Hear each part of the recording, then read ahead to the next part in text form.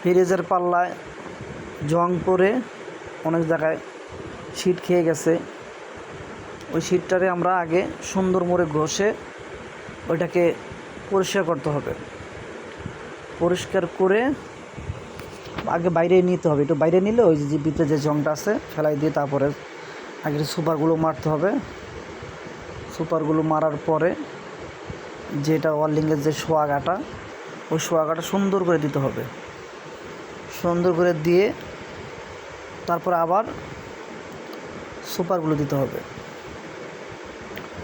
সুপারগুলো দিয়ে আবার একটা পর আবার করে নতুন করে আবার সুপারগুলো দিতে হবে। সোয়াগা দিয়ে অনেকটা প্রুফ করতে হবে। প্রুফ করলে আপনার যে ফাইবারের যে কাজটা, এই কাজটা হবে। অন্য জায়গায় ফাইটা যাবে, জং পড়বে, এই জায়গায় ভাঙবে না। হ্যাঁ, অনেকজনে বালু দেয়া করে, আসলে বালু দেয়া করলে ফ্রিজের এটা ভালো হয় না, শীট ভালো হয় না। এই কারণে সোয়াগা দিয়ে করতে হয়। সোয়াগা দিয়ে করলে একদম ফাইবার মতন হবে। পরে সুন্দর করে এটা ঘষে পরে আপনার হার্ডনার ফুডিং আছে, হার্ডনার ফুডিং দিয়ে আবার সুন্দর করে ফুডিং করলেই আগের মতন ওকে হয়ে যাবে। কিন্তু দেখার আগে কিন্তু দেখতে হবে যে ফুডিংটা যে করতে আছেন, ফুডিংটার ওই জায়গাটা যেটা করছেন আপনি ওইটা জানি মিলে, না মিললে কিন্তু ফুডিং কাটার পরে কিন্তু আর মিলবে না।